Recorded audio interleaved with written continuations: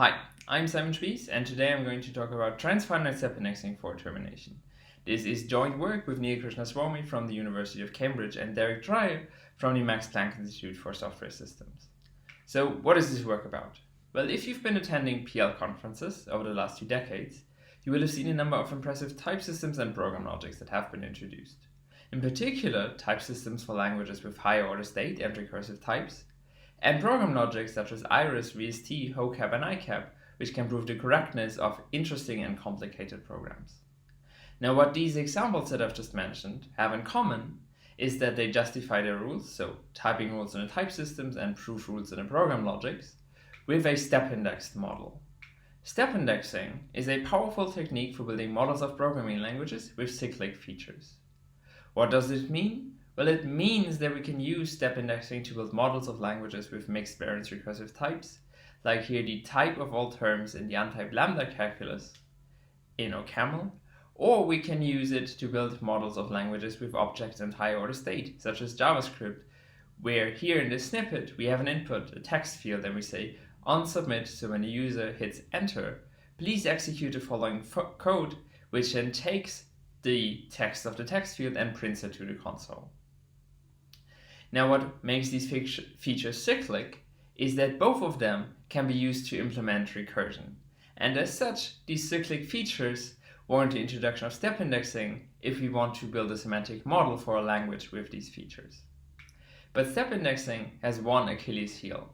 It's widely believed that you can only use it for proving safety properties, but not for proving liveness properties. And that's validated if you look at existing work. So I've divided it up here into safety and liveness. And as you can see, there's a lot on safety, but barely anything on liveness. And what we want to do with this work is to overcome this limitation and also use step indexing for proving liveness properties. Specifically, in this work, we prove termination, a liveness property, of a programming language with higher order state, which we warrant the introduction of step indexing, by using a more powerful form of step indexing, namely transfinite step indexing. But wait, can you actually prove termination in the presence of general higher order state? You can't. I just told you can use it to implement recursion.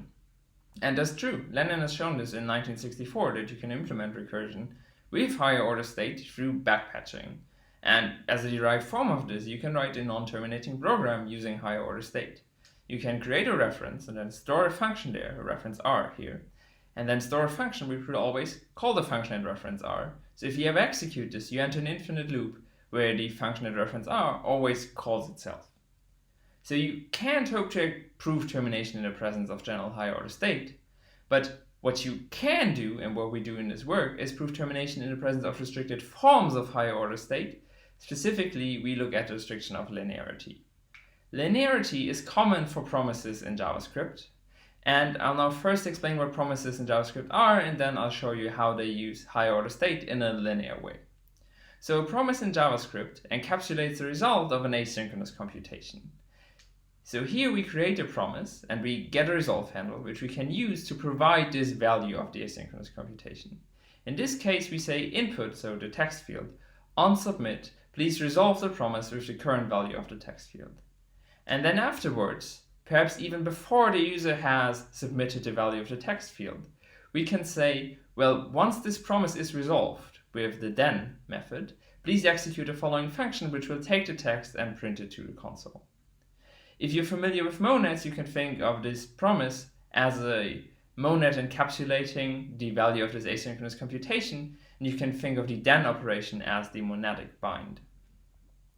Now, crucially, to execute this then, this function is stored in memory until the user actually hits enter on the keyboard in this case. So here we use higher order state, and importantly, we use it in a terminating way. Even further, we use it in a linear way, which is typical for promises. So we only once resolve the promise, and we only attach a single continuation here. So to be more precise, what I should have said in the beginning is, in this work, we prove termination of a programming language with restricted higher order state. So every program will still terminate, but a model for it will still warrant the introduction of step indexing. And we do so by using a more powerful form of step indexing, namely transfinite step indexing, which I'll explain during this talk. Now I've told you now what we do in this paper, but not yet how we actually do this. And if this was POPL in Copenhagen, and we went to a bar, this is what I would write down on a napkin at the end of the evening. Instead of using traditional step indexing, which uses natural numbers as step indices, we use transfinite step indexing, which uses ordinals as step indices. And transfinite step indexing enables us to compute ordinal termination balance, which would be meaningless in a traditional setting, but actually ensure termination in a transfinitely step index setting. And we do so in a syntax-directed way, so compositionally following the typing structure of our terms. Alright, so let's see how we will do this in this talk. So I'll start by showing you the language lambda-chan, which is expressive enough to encode the core features of promises in JavaScript, but also restricted enough so that every expression that you can write in this language terminates. Then we will see that you need to use step indexing to build a semantic model for this language, and I will briefly explain how traditionally you use step indexing for proving safety properties and why only for safety properties and not for liveness properties. We will then see how people have approximated termination in the past with bounded termination, which is a safety property that's still expressible with traditional step indexing. And we will see how we go beyond this to prove termination with transfinite step indexing in this work. So let's start with the language lambda-chan, which, as I said, encodes the core features of promises in JavaScript. Now this language is an extension of the simply typed lambda calculus, so it has functions, and then in addition it has natural numbers with an operation for iteration. If you're into functional programming, you can think of this as recursion of natural numbers. If you're into imperative programming, you can think of this as for loops, so bounded iteration. And then additionally, for communication, this language has asynchronous channels, which can be used to model promises or encode the core features of promises. Now to create a channel, you execute this letchan, which gives you a get and a put handle. You can use the get handle to attach a continuation to the channel, and you can use the put handle to send a value, which will then trigger the execution of this continuation, so in this case, print 42. Now, we go into more detail about how these channels connect to promises in a paper, but for now, I want to focus on how they behave operationally. Operationally, these channels are represented as single cells in the heap. So initially, when you create a channel, it's empty, and then when you do a get, you store the continuation there, and if you do the subsequent put, the channel becomes empty again and you execute this continuation. And you can also reverse the order, so store the value there and afterwards attach the continuation, which will do the same thing. So execute the continuation, restore the channel to the empty state. Now importantly, every channel only enables a single exchange, which we enforce by a linear typing discipline. If you don't know what a linear typing discipline is, that's perfectly fine. What I want you to take away from this slide is that channels behave in this way, and they do so exactly once. So exactly a single get and a put can be executed, and afterwards the channel is done. Which means every typed term in this language terminates. Every iteration is bounded by a fixed upper bound, and every channel behaves in this very acyclic way, where you can do a single get and a single put, and then the channel is done. But how do you actually prove that this is the case? So as it turns out, reasoning about lambda-chan is not exactly trivial, because constructing a semantic model for this language is a bit tricky due to the combination of features that we have here. So for one, we have dynamic allocation. So we can have a function which takes as an argument a natural number n, and then iterates for n steps, and in each step executes a single, the expression from 2 or 3 slides ago, which allocates a single channel and then uses it up. So if you execute this function, then it will, with argument n, then it will allocate n channels. But this number n is not known statically, it's determined by dynamically during the execution. And we can go even further, we can create chains of channels where C1 forwards to C2, which forwards to C3, and so on to Cn, where the length of these chains is unknown statically. And additionally, what we have in this calculus is aliasing. When you create a channel, you get a get and a put handle, but operationally, those point to the same location in memory. So when you do a get, you, for example, store your continuation there. And when you do a put, you store in the same cell your value. So both of these manipulate the same cell at distinct points in the program, which is known as aliasing. Now the combination of all of these features typically warrants the introduction of step indexing if we want to build a semantic model. This is why I'm now going to explain to you how step indexing works traditionally and why it's only used for proving safety properties. So in a traditional step indexing setting, in a nutshell, we take a property P and we divide it into a family of I-step properties Pi. An I-step property is a property which only inspects the first I steps of execution and then determines whether the expression satisfies the property or not. And what we want here are two conditions. The first one is that the original property is the intersection over all these I-step properties.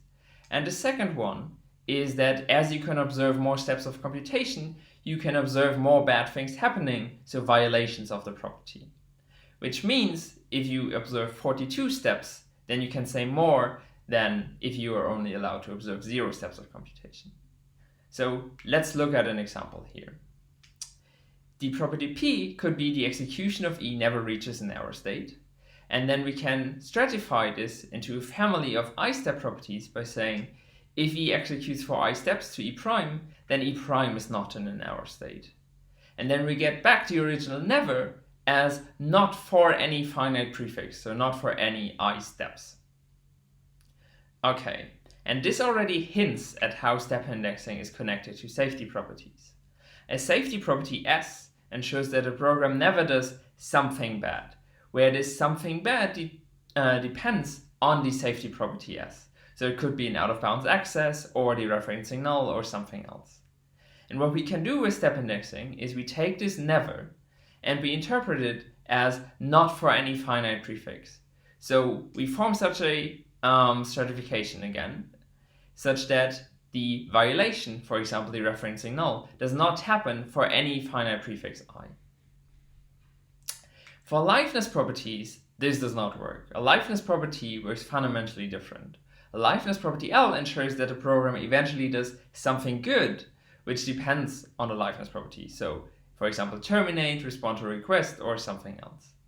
Now, whereas for safety properties, our violations were finite executions, for liveness properties, violations are infinite executions.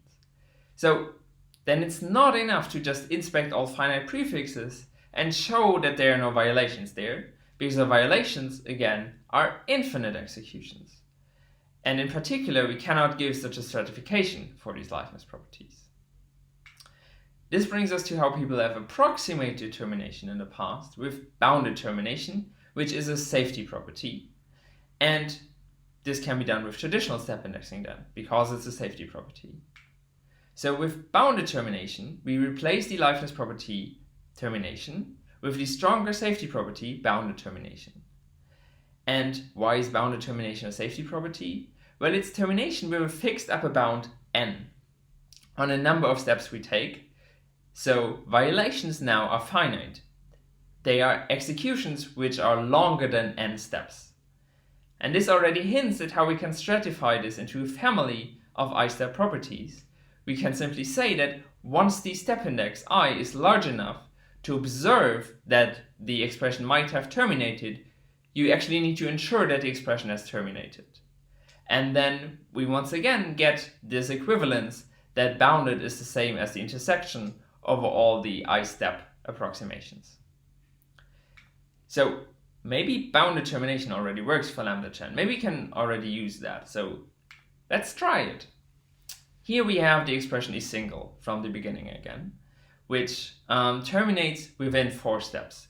First step, we allocate the channel. Second step, we store the continuation.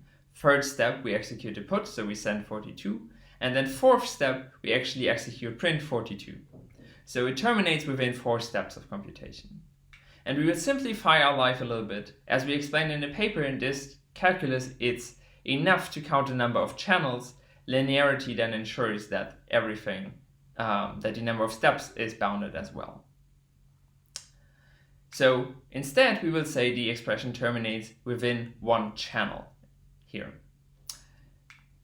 But how do we actually compute this bound? So prior work left this question to the user to provide an upper bound n, and then you can use their approaches to verify that this is indeed a sufficient upper bound. But in our case, we want to prove termination of the entire language, and no one has given us any bounds. So we need to actually compute them ourselves. It's an intrinsic property of the type system that every program you can write down terminates.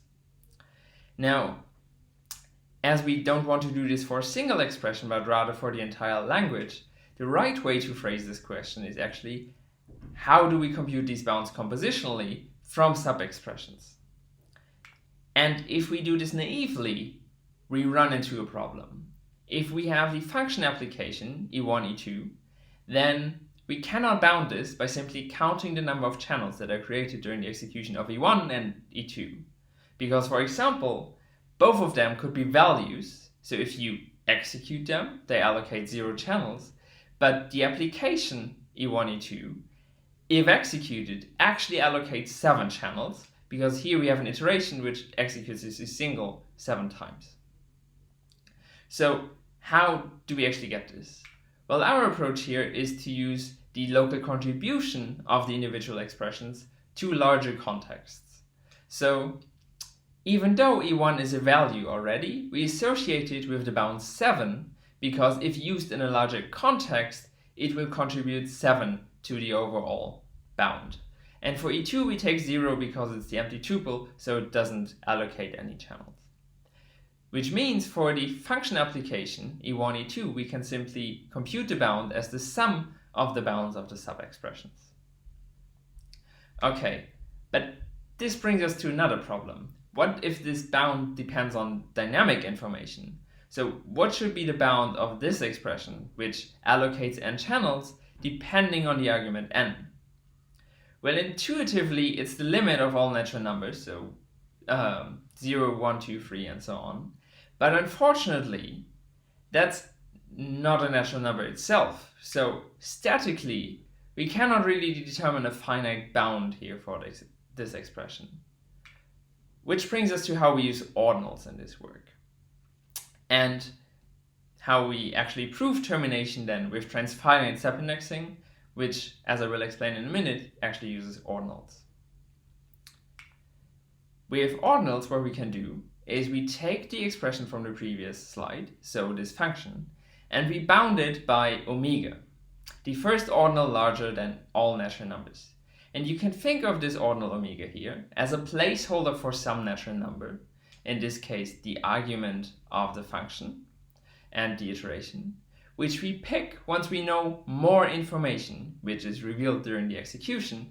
So in this case, again, the argument of the function. Now I'll explain what these placeholders, so these ordinals, mean in a minute.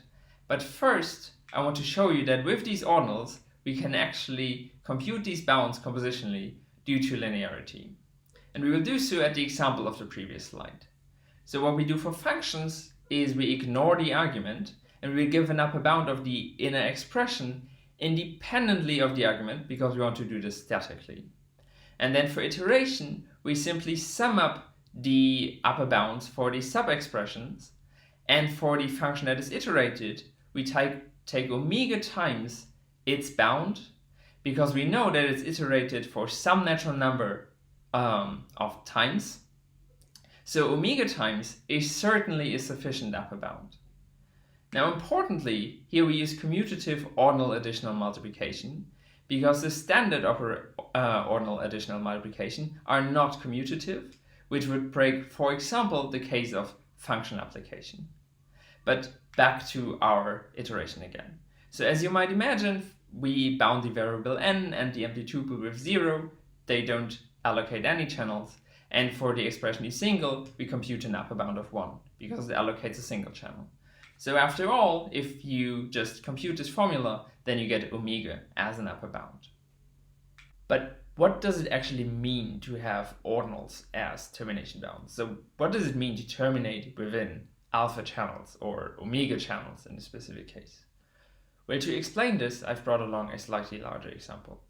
Here we initially allocate a channel C, and then we send the value over that 13 over that channel, and then we receive this value and allocate some number of channels by repeatedly executing this expression E single.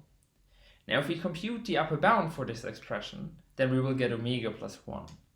We get omega for this inner function, which is analogous to the previous slide, which means we get omega for the entire get, because it doesn't allocate any additional channels. We get 0 for the put, because it doesn't allocate any channels, which means we get omega plus 1 for the entire expression, because we need to account for this one channel that is allocated in the beginning. Now, what does it mean to terminate within omega plus 1 channels? Well, the idea is that this bound needs to decrease during the execution for every channel allocation. So here, initially, when we allocate this channel C, we decrease the bound from omega plus 1 to omega. Now additionally, we allocate a cell in the heap, which stores the contents of this channel, and initially it's empty. And as you can see here, we've replaced the get and put handles in the expression with references to this cell in the heap. Now, if we execute the put next, then we will store 13 in the heap, and if we execute the get afterwards, then we take the continuation and we execute it with value 13. So now we have this iteration, and we can simplify the argument, and we're left with an iteration for 42 steps, executing the expression E single in every step. Now note that the bound didn't change at all during these last steps, because we didn't allocate any channels. But now that we actually know the explicit argument of the iteration, in this case 42, we can look at this bound again and decrease the placeholder omega to the specific bound that we need here, namely 42. Because iterating the expression E single 42 times will allocate 42 channels. And now note that here we actually now have a concrete value that has been evaluated during the execution, whereas beforehand it was something abstract which has been passed through channels and arithmetic was involved. Now, as you might imagine, this goes on for 42 more steps, but I'm not going to show you all of these 42 steps. Instead, I want to talk about how we can actually use transfinite step indexing to build a model around this idea. So transfinite step indexing, which means using ordinals as step indices, will enable us to model these sort of dynamic decreases of the bound during the execution. And the idea of transfinite step indexing is not new. That's due to Schwinghammer and Birkedahl in 2011. But the idea of using it for termination in the context of higher order state, that is new. So with transfinite step indexing, we can again define such a bounded predicate, but now with ordinals as an upper bound on the number of channels that we allocate. And we can use ordinals as the step indices instead of natural numbers. And this is entirely analogous to the bounded version on natural numbers that I've shown you before. But now we have ordinals here, which means we say, well, once the step index, the ordinal, is large enough to observe all the choices that the upper bound alpha can make, then E terminates within alpha channels. And we once again get that bounded is just the intersection over all these step indexed approximations. Now, this is already enough to understand the core of our proof. So what we prove in the paper is that if an expression is well typed, then it is semantically well typed. Where semantically well typed means it's in our logical relation. In the context of this talk, you can think of it as there exists an upper bound alpha, such that for every step index, an ordinal, beta, E is bounded by alpha at step index beta, which, as I've explained on the previous slide, just means E is bounded by alpha. Okay, now details on how we actually do this are in the paper, and if you're interested, please have a look. For now, I want to zoom out a bit more. So let's come back to the napkin that I mentioned in the beginning of this talk. So what we did is, instead of using traditional step indexing with natural numbers, we used transfinite step indexing with ordinals. And that has enabled us to compute these ordinal termination bounds and actually have them mean something, as we've seen 2 or 3 slides ago. And we did so in a syntax-directed way, so compositionally, following the term structure. Now, zooming out even further, let's look at this belief again, that step indexing can be used for proving safety properties, but not for proving liveness properties. Now, I've explained in this talk that for natural numbers, that's actually quite sensible. But as we've also seen, if we use transfinite step indexing, then that's not really the case, because we can also use step indexing for proving liveness properties. Now, to conclude, what we did in this work is we proved one liveness property, termination, for one language, the language lambda chan. Now, what we want to do in future work is address more liveness properties and develop language agnostic proof techniques. And we want to do this in a transfinitely step indexed program logic, specifically a transfinite version of the program logic iris. We've already started on this, and we've mechanized the logical relation from this work and simplified it using language agnostic proof techniques for termination. That's the end of my talk. Thanks you for your attention. If you're interested, please have a look at the paper. Thanks.